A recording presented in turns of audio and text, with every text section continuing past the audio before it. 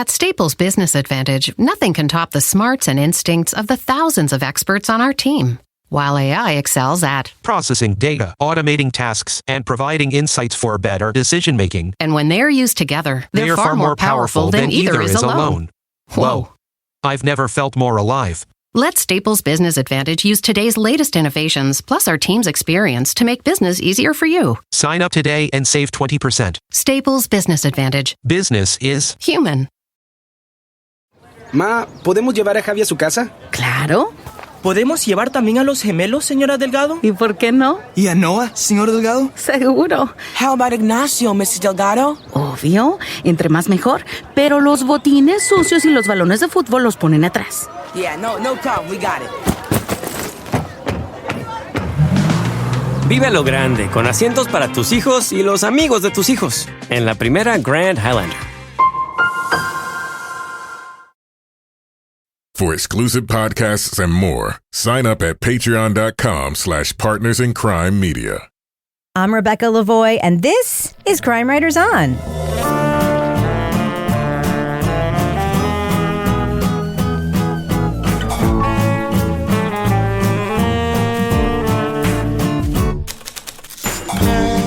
Crime Writers On is the original true crime review podcast that digs into true crime, pop culture, other podcasts. And on this episode, an Indianapolis man is convicted in a street shooting he didn't commit.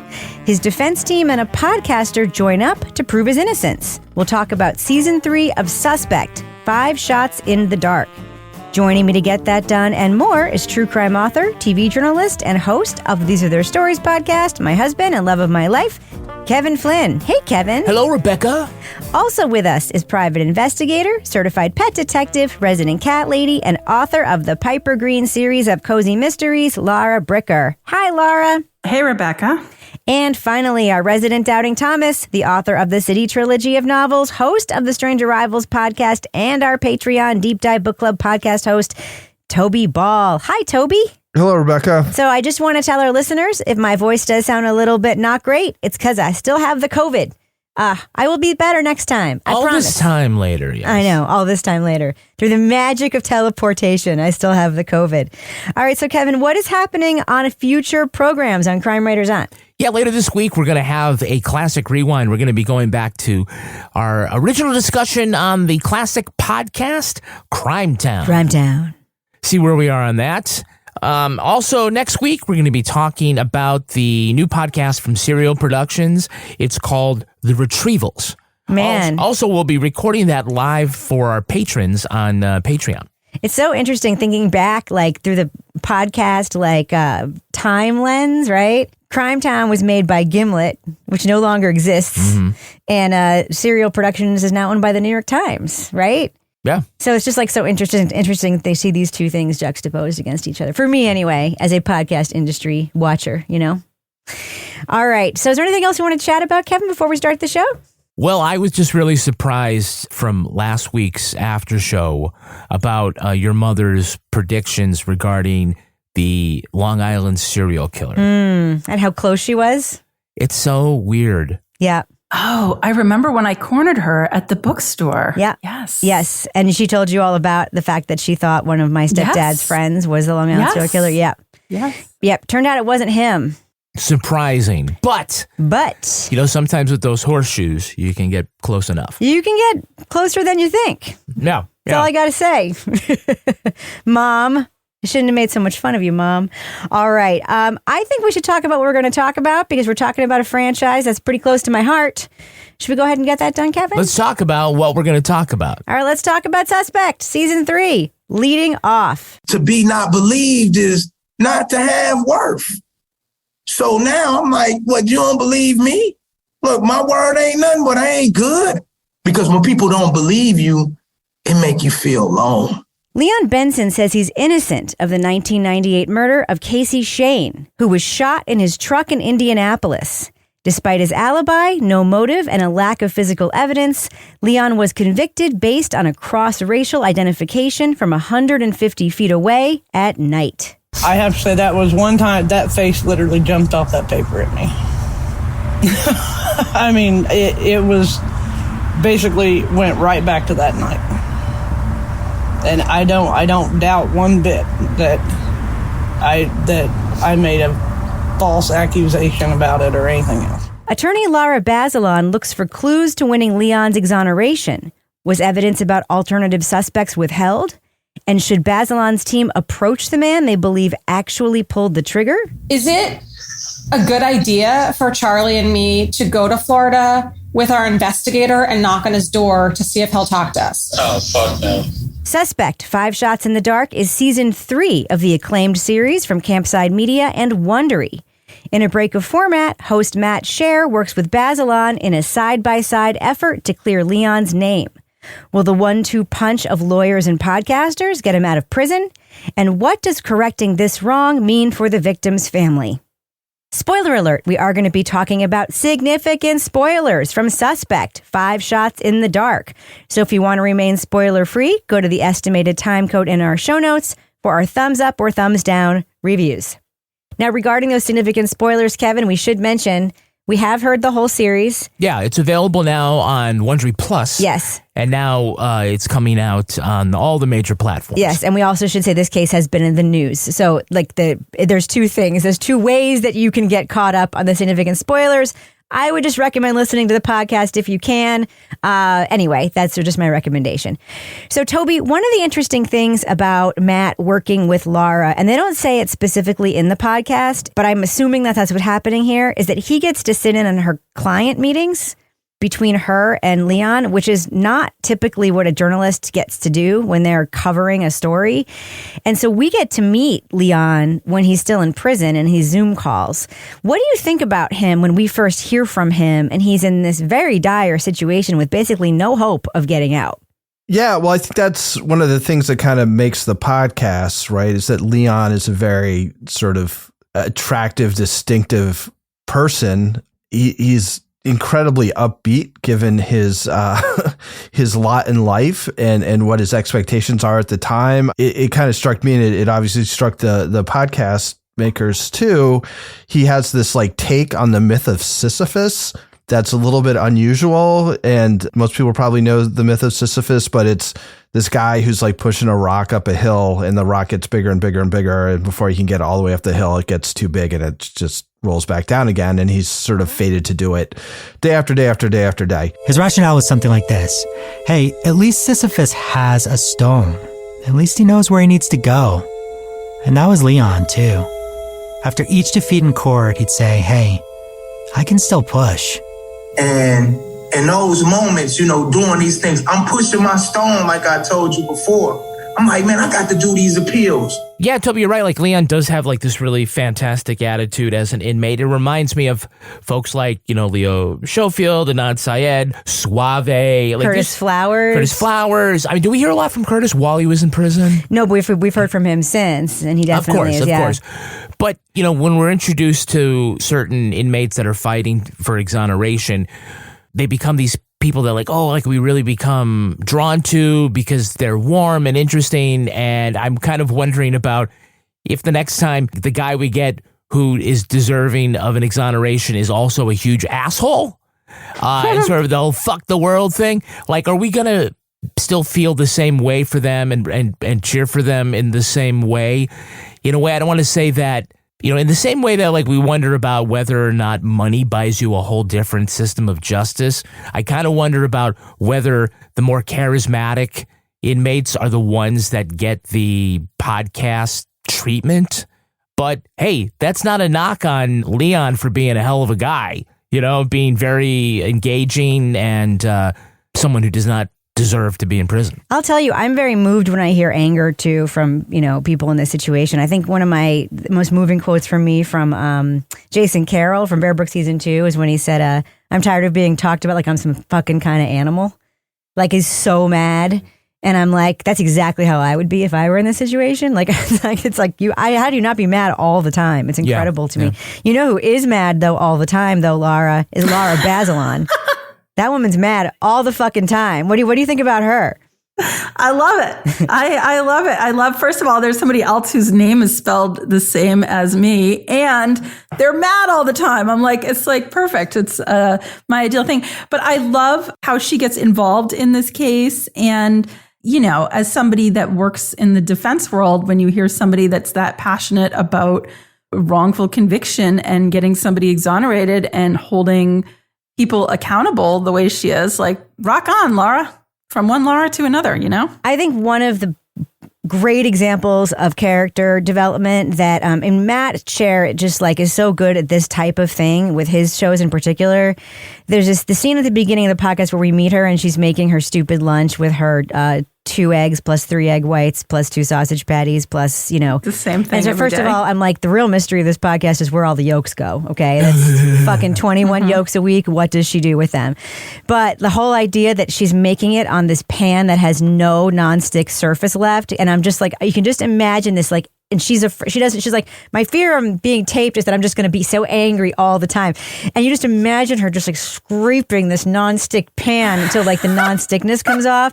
And it's just such a great like scene setting and character development for her. And PFAS has all the great flavor too. Yes. And then later you hear her in the classroom with her, the students doing the mock trial thing.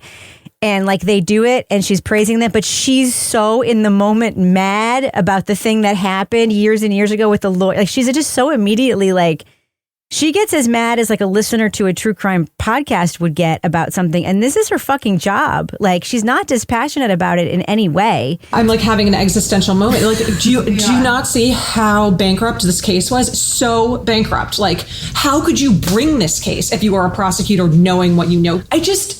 Oh my God, they threw this man's life away. One of the things that we hear, Toby, and I'm not sure if the podcast delivers on it, is that we are going to get this real-time investigation.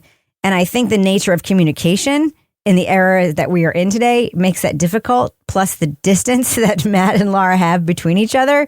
Do you think the podcast delivers on sort of this TikTok real-time setup that we're promised at the beginning? No.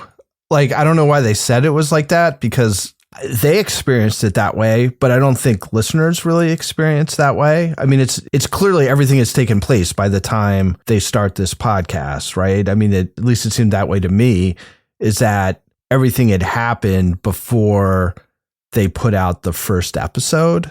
There's not anything that's really up in the air when the thing starts running. And we have listened to other podcasts where things have been up in the air and they either get resolved or not during the course of the podcast, generally not. So I don't think it's a bad choice to make to not do it as it's happening. But when you say that it's going to be in real time, like, I think my assumption is that means like, I'm going to find out about what you just did. Like what you did this week, I'm going to find out about on Tuesday. And then the next Tuesday, I'll find out about the previous week. And that's not what's happening here at all. So I don't really understand why they make that claim, because this isn't much different from a whole bunch of other podcasts in that respect. Another claim that gets made, Kevin, is that there's going to be this sharing of work and sharing of tape and sharing of hosting. Yeah. And I kind of was under the impression that we were going to be sort of weaving back and forth a little bit more than we were. Do you think that this breaks format as much as you thought it was going to break format hearing at the beginning of the show? Yeah, it didn't break as much as I thought, right? I mean, it does break the format by having Lara Bazelon be credited as like the co-host, because in a way she's a source, and you don't generally elevate a source to a hosting role or presentation role. It does kind of make me wonder about what kind of editorial input she had besides being listed. And that sort of, there's that one scene where she goes to talk to the cop that she takes over, and that's great. But it does open up a conversation just about like how much innocence lawyers do and do not work with podcasters, and how much the podcasters rely on the lawyers for like story selection and access. She really doesn't host much, but it is a sort of behind the scenes thing about how do these stories, these cases get selected. And it's usually because a lawyer has done a lot of the heavy lifting already. I mean, even with In the Dark season 2, that legal team had already identified Curtis Flowers as, somebody who was potentially wrongly convicted, and did a lot of the work that got Madeline going in her own direction as well, right? It's hard to kind of distinguish here what happens, because I think that there are probably different expectations going into a project like this for the legal team what's going to be the final product and what the journalist is going to be. And in the way where we always say that you have to betray either your subject or your audience, hear that either Matt has to come up with ways that will be honest to the point that it's not flattering anymore to the legal team and betray them, or it ends up just doing kind of, what is in the best interest perhaps of the legal case that may not be in the best interest of the story and betraying the audience. So I don't have an answer onto what this should be or whether or not she should have been listed as a host or whether the level of input and editorial control is the proper amount, but it does start making you think about the ways that these two entities throughout podcasting, throughout all this genre, about how they're working together and what they expect to get from one another and what they give up by going that route. I'm thinking about journalists who like on opposite ends of the spectrum, right? Madeline Baer and Jason Mood are on one end, like just journalists. They're not even like saying in the podcast if they even have an opinion about the innocence or guilt of the person whose story they're telling, right? On the other end of the spectrum, we have Gilbert King, who's covering it as a journalist and is now just fucking full in, like he's in love with Leo and like they're like brothers now, and he's like fully fighting for him to get out. He's like all for the cause, become an advocate, right? I don't think Matt is becoming an advocate here. He's just allowing the advocacy and the journalism to live together in the space together. And I think it's an interesting experiment. I'm just not sure it fully delivered on the experiment. Like, I don't know if I heard the blending of the two, like back and forth at all, except near the end. And it was very much just many episodes of us hearing what happened, the journalism part, and then Laura came in much later. And the crosstalk doesn't sound like two hosts. It sounds like Matt still interviewing. I would have liked to hear more of like the Looney interview type stuff earlier on to sort of get more of what was happening inside. Like the classroom scene, for instance, was so interesting. I would have loved to have heard more of that throughout. And just the mock trial? Yeah, just to fulfill that promise. You know what I mean? That's just my opinion. Would you have known that this experiment was kind of happening if they hadn't set it up front? No. And I think, honestly, what my takeaway was of it was almost like we're putting this up front like this because we were able to access a lot more information about this case because of the relationship we had with Laura and her team. So because of that relationship, we're going to describe this differently in the opening. But I mean, I liked it, and I liked all of the information that we had access to, but it still felt more like the partnership that they're describing was more just a really reciprocal sharing of information as opposed to co-hosting, if that makes sense. I think it felt different to the journalists, and so they thought it would feel different to us. Yeah. I don't know why they felt the need to set those two things up, because they're not apparent. I don't know why it was like this unprecedented partnership and then it's going to be in real time. The only reason why you're even kind of aware that might be a possibility is because they say it ahead of time and it doesn't feel like they really deliver. So why even say it? Like, they could have just not said it, and then this would have been a perfectly fine podcast and you wouldn't be wondering, like, what the hell? Like, this isn't real time. Anyway, I mean, I again, it doesn't like ruin the podcast or anything. It's just strange. The fact that we're talking about it is interesting. Yes. And it doesn't ruin the podcast to pause and say, this is the business section. This is the business Depends section. Depends on who you ask, Kevin. Yeah. Well, Toby, we know how much Toby just loves the music. He loves the business section just so much. loves I'm doing it a so little much. dance. Doing the dance? Yes, he is. Okay, so right now on patreon.com/Partners in Crime Media, you can get all sorts of great stuff. You can get all of our new episodes of Crime Writers on early and ad-free. You'd already know what our thumbs up, thumbs down review is of Suspect Season 3, if you did. We have great stuff, including... You already would have heard this. You already would have heard this. Oh my God, that's like a real mind blink, isn't it? It's like, you already would have heard this if you did the thing we're telling you to do right now. Yeah. That's real time. We're incepting. We're incepting it.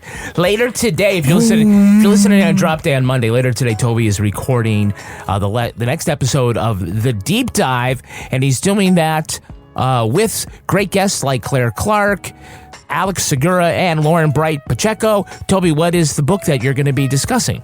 It's The Stranger Beside Me by Anne Rule, a doorstop of a book about Ted Bundy, who she actually worked at a suicide hotline with. I thought doorstop of a book is Toby's code for I haven't finished it yet. What's funny, I'm reading this on the Kindle, right? So it's like I don't have like the visual of how many pages are left. And it gets to these epilogues. And I swear to God, I've spent about a week just reading like epilogue after epilogue after epilogue. I'm like, when does this ever end? There's a progress bar thing on the bottom of your Kindle page, right, Toby? Right, but they don't always it doesn't always go to 100%, right? Some things end at like 94, 95%. And it does there's like a cohesive like book.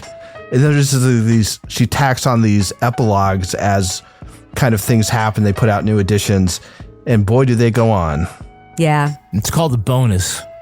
Extra, like director's edition. It's the business section. Yeah, it is. It is. Other great things you have at Patreon is we have two really cool podcasts that people love. One of them is called Married with Podcast. It's so good. In which Rebecca and I, a married couple, dish out advice on marriage, relationships, parenting, sex, money, death. Actually, not Why death. do you say sex like that? Because everybody likes the sex talk. Yeah, because like sex. There's also a great podcast called Leave It to Bricker, in which Lara Bricker talks about sex. She investigates mysteries to her in her quaint AF town of Exeter, New Hampshire. Now, we recently did something really special where we have a mashup. We're doing a special crossover live edition. We had folks come on and listen to Lara talk in real time. Again, there's that term, in real time, about her adventure exploring the dating apps. Nice. And I'm still alive, so... You are still alive. That is a positive of my investigation. Maybe not if you got with that one guy. Yeah, there's one guy. We'll talk about it. Save it for the podcast. Exactly. Yeah. Also, want to remind you that you can get all sorts of neat stuff, information with our newsletter. Let's go to crimewriterson.com, and at the top, stick in your email address. We have people signing up every week. Not very many of you unsubscribing. That's always a good sign. Love that analytic. And it's good because we have so many people. We keep getting so many people that we keep getting bumped up to the next tier for emails, of people that we have to pay for. We have to pay more, yeah. Yeah. So please. It's okay. We're not asking you to unsubscribe. That's not going to help at all. No. Just keep joining up. We don't mind paying more. Yeah, just help. We just want to be able to say, yeah, that was worth the investment because, you get all sorts of cool stuff. The Crime Writers on behind the scenes. You get to see the cat of the week. You get to see the tweet of the week. New Crime Writers on merch. All that sort of neat stuff, and a summary of our reviews. Lastly, look in your podcast feeds for the latest episode of These Are Their Stories, the Law & Order podcast. We're looking at a classic episode of SVU, and this is the one with John Stamos, where he keeps getting all of his women. All of his women. His ladies pregnant by putting pinholes in his condoms, and that's why Olivia Benson calls him a reproductive abuser. As charming as your loving fiancé is, he's a reproductive abuser. Excuse me, an abuser? You want babies and you use women to make them. Oh, and you got that from a ripped condom. Our guest is Jillian Pensavalle from True Crime Obsessed, and we have a really great discussion. That's a fun one. All right, Kevin, before we end the business section, do we have any Patreon patron saints of the week this week? Our Patreon patron saints are Jasmine Lamas and Sherry Andrews.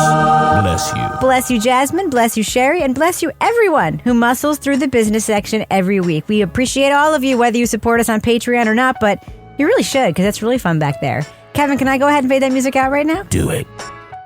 At Staples Business Advantage, our experts can help you find furniture that fits any design and budget, while AI can recommend products based on preferences, generate 3D models for visualization, and optimize space planning for office furniture. Take advantage of our team's eye for style and design. And my eye for, wait, I have no eyes. Only algorithms. Let Staples Business Advantage use today's latest innovations plus our team's experience to make furnishing an office space easier for you. Sign up today and save 20%. Staples Business Advantage. Business is human.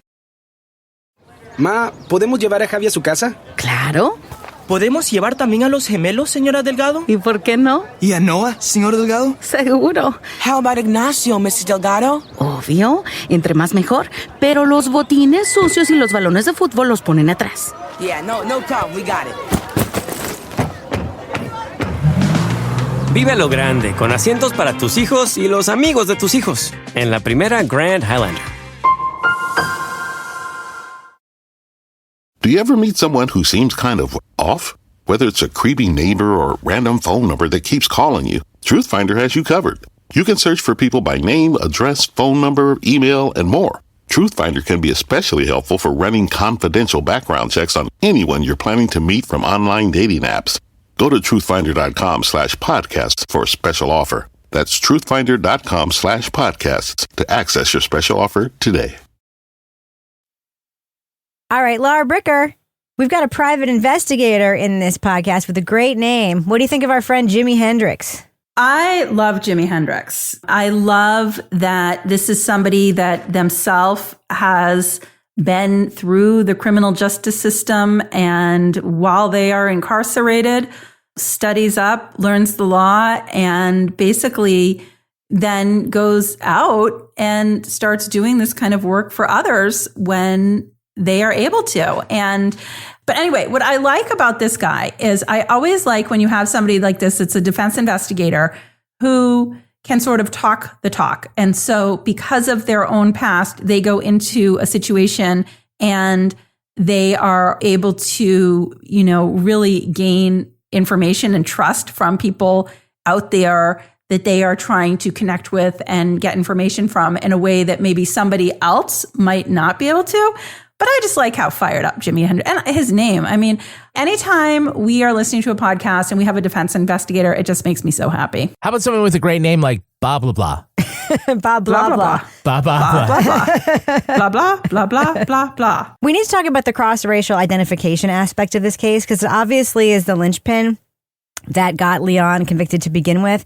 The two pieces of evidence they say that, will get you convicted are your own confession and an eyewitness identification, right? And DNA, of course, which was the subject of Suspect Season 1. Now we know that DNA is not the infallible piece of proof that we often think that it is. But cross-racial identification is an important topic and one that I think that we haven't talked about a ton on this podcast, but it is the linchpin here. And this woman made this identification, but clearly didn't make this identification at first and then did.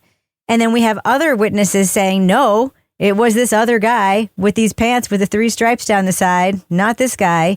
Toby, what do you think about this being the linchpin of this case and that this, quote, reliable witness from 150 feet away making this identification is the reason why this guy was sitting in prison for so long? So I guess there's a bunch of things going on. The first of which is, how reliable are you identifying anybody at that distance at night? And if I'm wearing my glasses, I still don't think I'm able to do that. So the cross-racial identification issue was interesting. Like you said, we haven't gone through it again, but it sounds like the science is there, which kind of brings up the second thing, which is sort of this confidence that the witness has that she's made the right ID. Like the cross-racial thing is one thing, but just the distance and the time is another thing. So it just seems like on its face, that would be a problem. And then I guess the third thing is what is more reliable as evidence. And it seems to me it's a lot easier to describe and remember what a pair of pants, especially something that is as distinctive as like Adidas sweatpants, because they have the 3 lines, because that's the Adidas thing. And you see it, and that's not a hard thing. Like you don't have to parse that out too much. Your brain is saying, oh, they're wearing Adidas sweatpants. So sort of all these things put together, it seems like it points in a pretty obvious direction, and how that did not win the day, I guess, is really, that's the problem that this podcast is looking at, is like, how can you pass up on something that seems pretty certain or close to certain and go with something that just on the face of it seems like it has a whole bunch of questions. The whole cross-racial identification issue is very sticky. There are certainly those who think this doesn't exist. It's not a problem. They always get the right guy. Doesn't matter if he's black or not. I can pick him out. It's not an issue. No, you can't. No, you can't.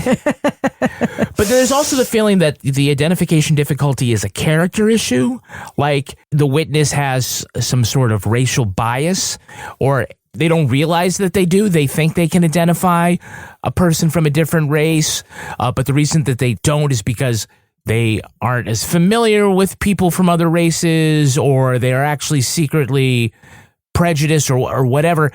And I think the science is saying that it's more our lizard brains here at work.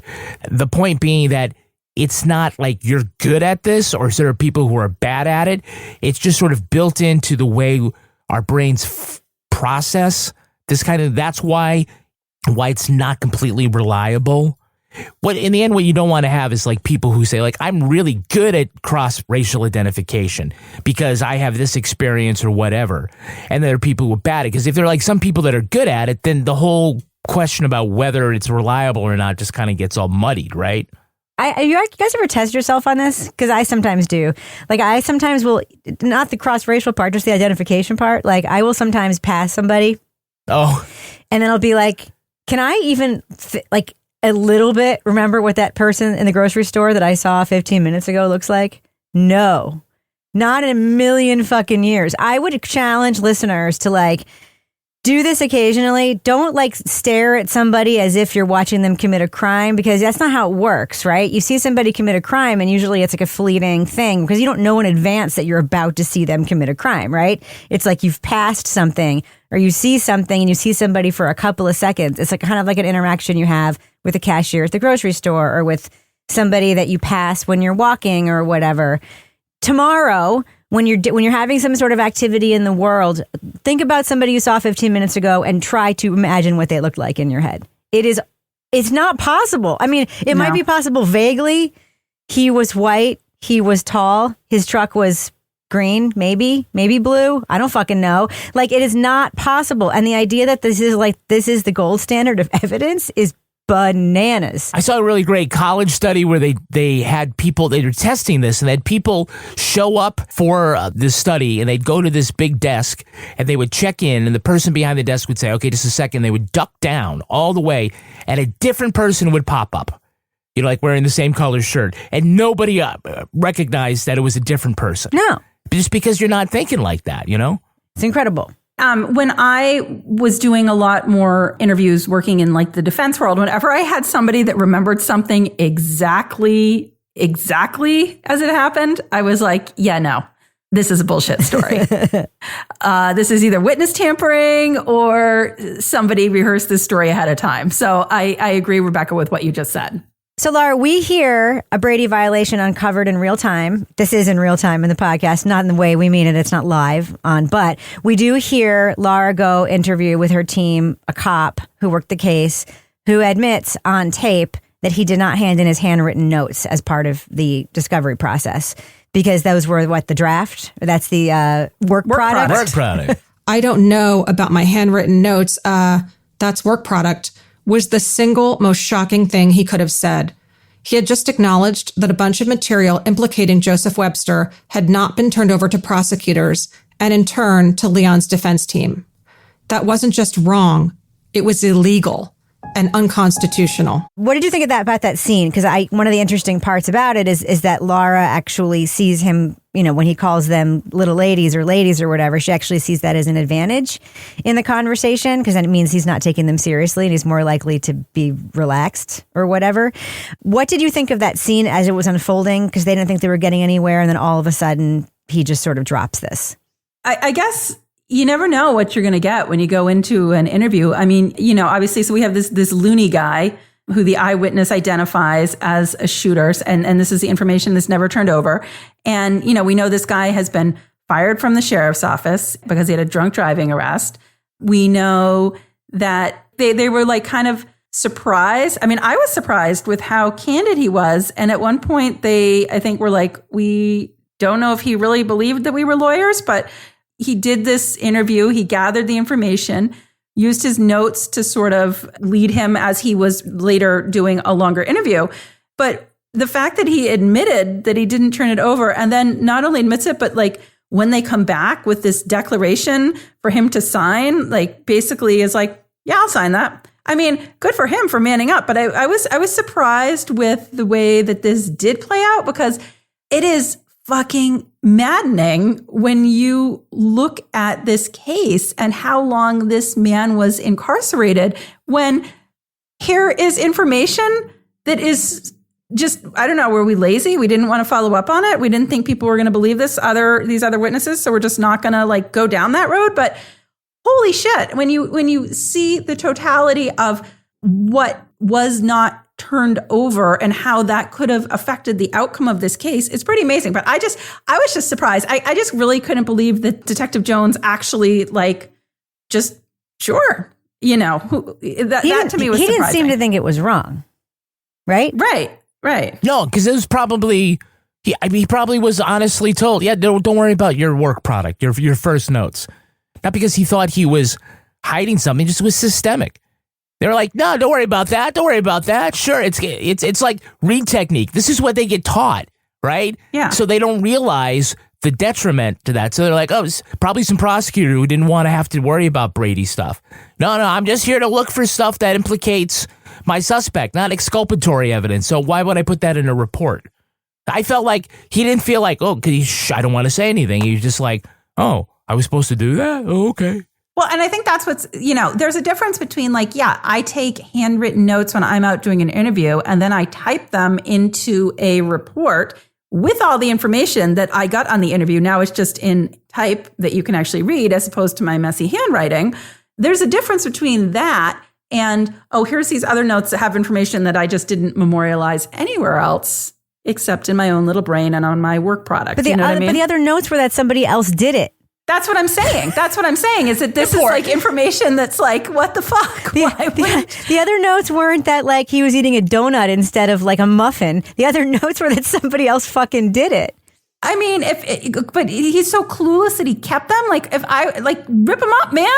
No, if you know what I mean. But I'm just astounded that he kept them. No big deal. But actually, here's this other information that actually shows there was another side to this case, you know? Yeah. I mean, it happens all the time. It happens all of the time. Honestly, it just does. It's this is unturned over stuff. It just happens all the time. I'm not surprised by it at all. What I was surprised by were the number of times in the podcast where I heard Matt say, this should be enough to get him out, right? And I'm like, no. Oh, Matt. No. Have you ever listened to any true crime podcast ever? No. Besides your own? No. That's never enough to get somebody out. It's never enough. I was surprised to hear Lara call Leon after this and say, I'm going to get you out. I was like, don't make that promise, dude. Don't make that promise. Then, of course, we all know what happens after that.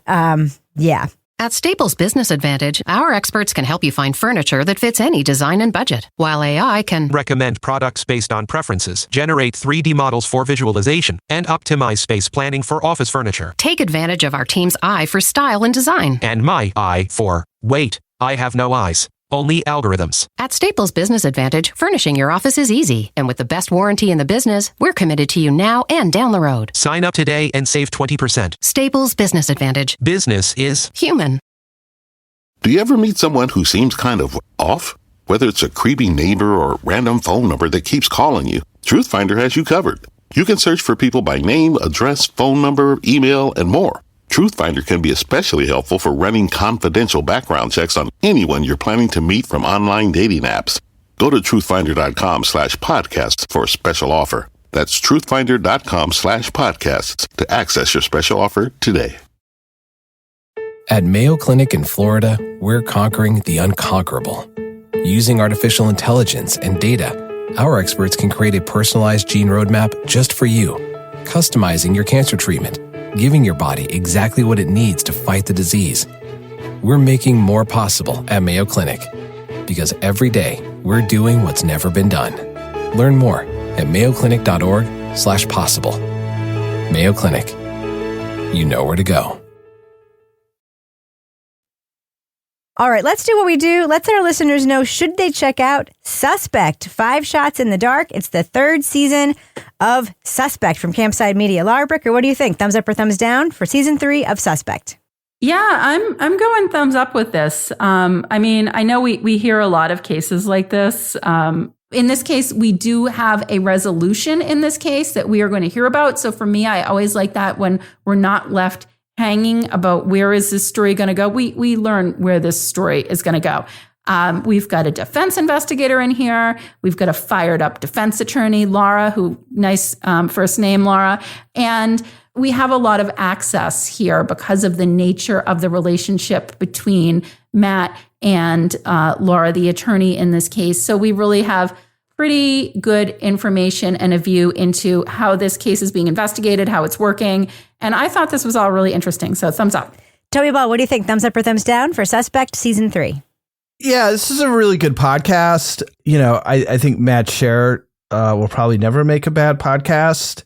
There's a couple of like weird sort of own goals, is what you would call them in soccer at the beginning, where they kind of set expectations that it doesn't feel like they really meet in terms of the format. And I wish they just kind of hadn't said it, because it doesn't, the fact that they don't meet those expectations isn't an issue, except that they're set in the first place. So that's just kind of weird. The only other thing I'll say about this, because again, this is excellent. It is a very good version of something that we've heard again and again and again, which is there's somebody in prison for something they didn't do. They're going to be in there for a really long time, and it's clear that they're innocent, and there's something about our justice system that has caused them to be there. So we're going to sort of interrogate that and then hopefully get this person out. And I just feel like we've listened to so many of these at this point, and that while this is like a top-notch example of this, it isn't something that we haven't heard before. So I don't know if that's really a criticism as much as it is what it is, and it's really good. And if that's what you want to listen to, it's here. But I think maybe the reason why they teased it with these little innovations was to make it seem like it was innovative in a way that it doesn't end up being. So anyway, but it's a big thumbs up because it's a really good listen anyway. Kevin Flynn. Yeah, I'm going to go thumbs up on this. Another good addition to the Suspect catalog. This topic and where it goes is very different than either seasons 1 or 2. And I appreciate what Lara and Toby both said, particularly about the wrongful conviction genre. I mean, it has been around since Serial. This really is the thing that sort of kicked off the true crime podcast and the podcast listening revolution. But even when you get podcasts that, sometimes bring something new to the wrongful conviction discussion, like we got in Just Say You're Sorry, or The Coldest Case in Laramie, or CSI on Trial, it doesn't feel new or revolutionary. It just feels like, another story about somebody who shouldn't be in jail and how the system is working to keep them in there when it should be working to get them out. So at some point, we really have to start hearing stuff in this industry that is either genuinely novel as opposed to more frustration porn. So I think that we get this here, but I'm starting to feel like, how many more times are we going to hear a really interesting wrongful conviction story that doesn't sound like every other wrongful conviction story? So at least for now, this remains a thumbs up. Yeah, some thumbs up for me too. I share some of your frustrations because Suspect Season 1 was extremely fresh and novel, in my opinion. It's one of my favorite podcasts of all time. It's fresh and novel because it tackles a topic that we hadn't heard before, which is the fallibility of DNA, and the writing and just the construction of that season was so incredibly different and taut and good and very Agatha Christie-like in many ways. Insofar as you actually get all the clues you need in the first episode of the podcast, which you realize later. And I love Matt's writing so much. And that is why this podcast, that's why this season is also good and gets a big thumbs up for me. The promise of this season was not particularly fulfilled. And when it was, I really enjoyed it. So I just wanted more of that. I wanted more inside the Lara Bazelon team. I wanted more hearing her work with her clinic students. I wanted more hearing her on the ground doing things, more of her righteous anger, making phone calls or whatever the hell it is that she does, scraping her Teflon pans. So that should have been interwoven into the story more. And I think that doing so would have added the necessary tension and pressure and freshness that I felt listening to season 1. That being said, this is a very, very strong podcast, and it's much better than a lot of the podcasts we listen to. So I can't, of course, not give it a big thumbs up. So yes, thumbs up for me for Suspect season 3. Now it's time for my favorite part of the podcast, a little something I like to call the crime of the week. A restaurant in Sichuan, China is in trouble after the government pulled the plug on its food eating contest. Their patrons were competing to see who'd be the first to eat 108 spicy wonton dumplings. Winners could get a free meal and other prizes, but authorities wanted to know if the contest violates the laws against food waste. Apple pie and hot dog eating contests are common in the West, but they're sore subjects in China, especially to those who remember the famines of the 50s and 60s that killed 45 million people. A food waste law was passed in 2021 after a government crackdown on TikTokers posting videos of them binge eating. Panel: China said no to the dumpling eating contest. So what is the next food consumption championship going to be? Lara Bricker, what do you think? Can we just go straight back to old school ramen? I could, because I'll be honest with you, Lara, I can't get enough of that shit. Yeah, I'm with you on that. I just made some actually ramen last week and fresh, and it was pretty good. So I'm going to go with that. No, I like the kind that comes out of the square package. So I like that too. What do you think? What is the next food consumption championship going to be in your life? I don't know. I'm not really down with food eating contests. I think marshmallows would probably be a pretty punishing food to consume mass quantities of. What do you think, Kevin? I think it should be maple syrup shots. See who's the first who can do 100 of those. Oh. You know who does that is Teddy King, the bicycle rider who is from the Exeter area. Mm-hmm. Really? But as many as he possibly can? Yeah, he started a whole company about the power of maple syrup. I'll have to look that up and I'll get you the correct information. Maybe it'll be a future Leave It to Bricker. Yeah. I think next time on After Show, what we should do is the contest where we all eat 10 saltine crackers and see who's the first who can whistle. Oh my God. That's going to do it for us. But before we go, Lara Bricker, do we have a cat of the week this week? We do have a cat of the week this week. Actually, it is a dog of the week this week. Yay, my favorite animal. I know you're always so happy when I do this for you. So this is Sally. Sally the dog is a gigantic dog, a Great Dane, a stray that was picked up at the local shelter. They thought she was 6, and she weighed 75 pounds when they got her, up to 114, and now has a little baby Great Dane named, well, I don't know. It looks like a baby Great Dane, Wilson. Very cute. So those dogs are like small ponies. I have to respect them. So Sally, very nice. I can't even imagine a stray Great Dane. Can you imagine? It'd be like watching a horse walk by your house. I know. It's like there's a pony. All right, Lara Bricker, folks want to reach out to you on social media with their pets. It can be any kind of pet to be cat of the week. How can they find you there? They can find me at Lara Bricker. And of course, you can email us at crimewriterson@gmail.com. We get them there all the time. Toby Ball, folks want to reach you on social media. How can they find you? At Toby Ball NH on Twitter and at Toby Ball 603 on Threads. Live in the 603. What about you, Kevin? I'm at Kevin P. Flynn. If you want to follow me anywhere, you can find me at Reb Lavoie. I maintain my handle the same on all the platforms. You can also follow the show everywhere at Crime Writers On, and I encourage you to join our incredible Crime Writers On Facebook group. Just go to our regular old Facebook page, look at the pinned post, and join the group. Get episodes early and ad-free at patreon.com/Partners in Crime Media. You'll get the Crime Writers On After Show, Married with Podcast, Lara Bricker's Leave It to Bricker podcast, and Toby Ball's Deep Dive Book Club podcasts. Our theme song was composed and performed by Ty Gibbons. Our line editor is the wonderful Livy Burdett. The executive producer of this program is Kevin Flynn. This show was recorded in the Treehouse Yoga Studio above the Mockingbird Cafe in Bay St. Louis, Mississippi studio, otherwise known as Studio C, The Closet, in our New Hampshire basement, where we also consult with private investigators from the agency of Jagger, Van Halen, and Springsteen. Party on, Garth. On behalf of all the crime writers, thanks so much for listening. We will catch you later. No, you're just hot. You're doing really hot. Well, then move the... Because she's talking about sex. Yeah. No, it's because I have COVID. There you go. Move the fan. Oh, sorry. Yeah.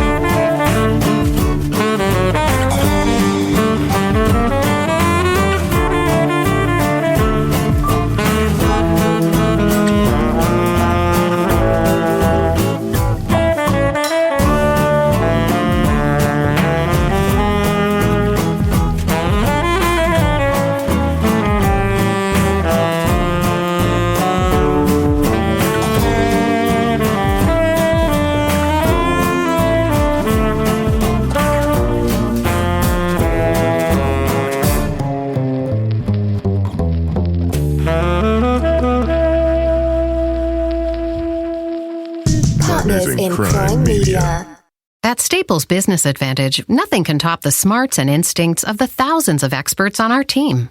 While AI excels at processing data, automating tasks, and providing insights for better decision-making. And when they're used together, they're far more powerful than either is alone. Whoa. I've never felt more alive. Let Staples Business Advantage use today's latest innovations, plus our team's experience to make business easier for you. Sign up today and save 20%. Staples Business Advantage. Business is human.